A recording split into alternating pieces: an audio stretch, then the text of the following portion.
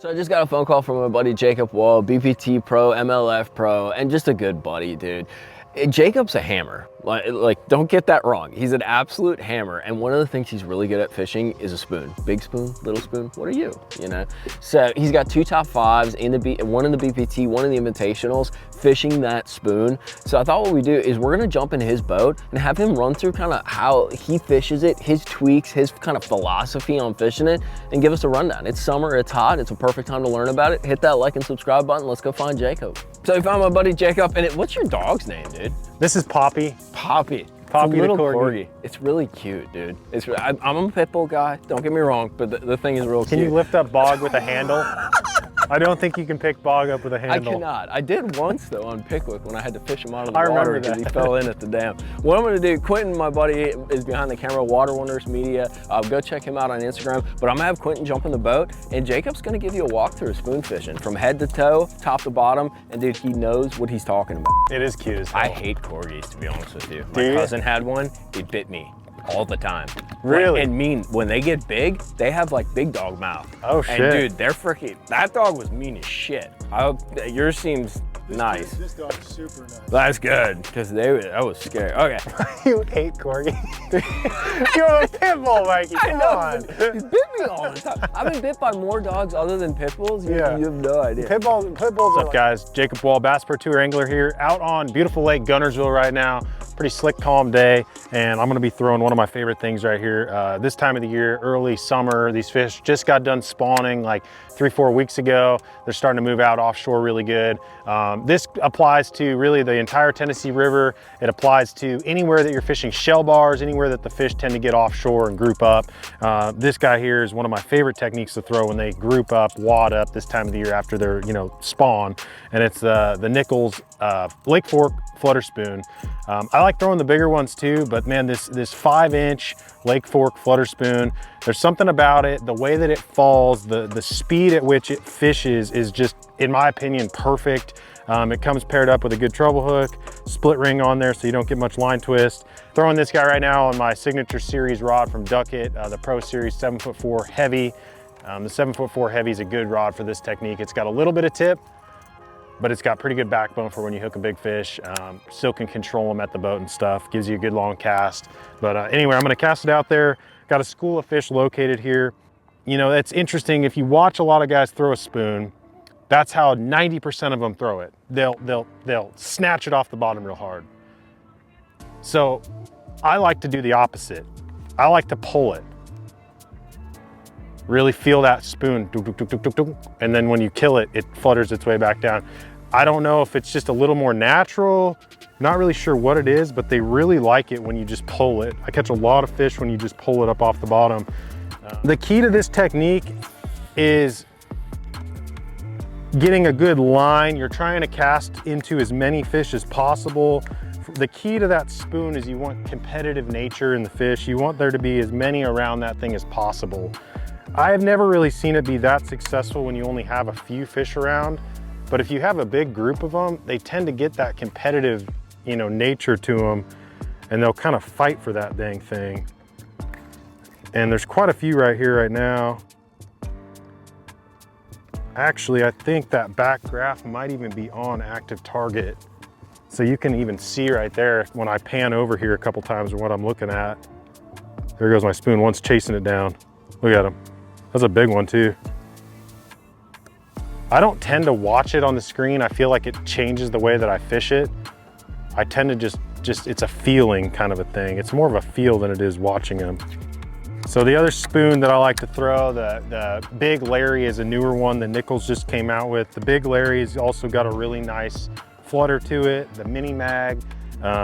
You can throw the Ben Parker 8-inch one. The heavier or the bigger the spoon, the more weight you have behind it. There's really something about this 5-inch Lake Fork spoon that just has, like, in my opinion, for Guntersville, for the Tennessee River, it's got like the perfect fall rate to it, and the fish just go nuts for it. It tends to get more bites, in my opinion, than any other spoon that I've thrown. So what I'll do is once I see where they're set up, I'll spot lock. Because like I said, I don't necessarily like to watch it. It's more of a feel thing. So once you kind of get a feel for where that school is using your forward-facing sonar, I'm not necessarily watching the fish interact with my bait like you would with certain like jig head minnow or jerk bait or something like that. I find that I work the bait better that way. Gosh, there was another one that just knocked it.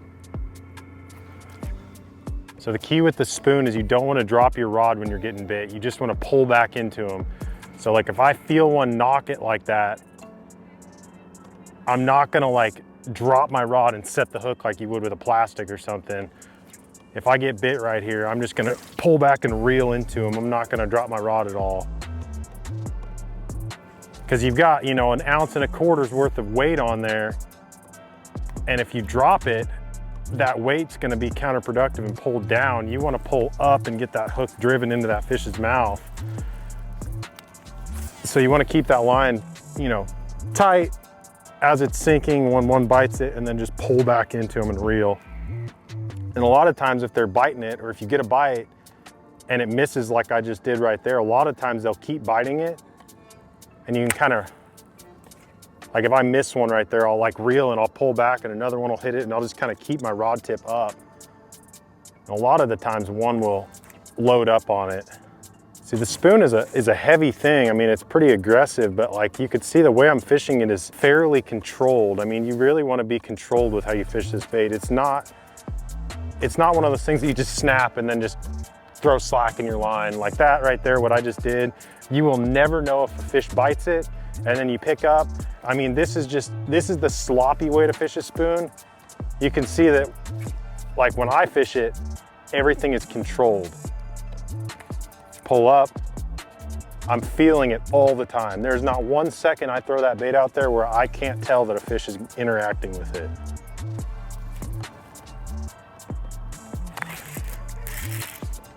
There he is.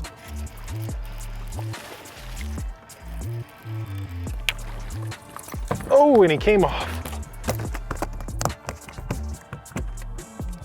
See, the key to that spoon is a lot of the times when you're fighting them to the boat, you know, I mean, you've got one pretty good treble hook on there, but I mean, the deal is like, you just, if it's under like 4.5, 5 pounds, I'm swinging it. You know, that's one of the reasons I'm throwing that 18-pound line.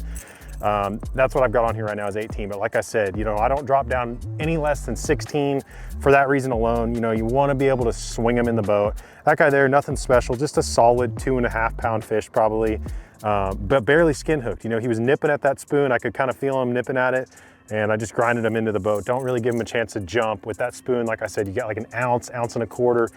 That's on the small one. If you're throwing the big one, you've got 2 ounces, 3 ounces, and you definitely don't want them to get leverage and jump. So you just grind them into the boat and you boat flip them.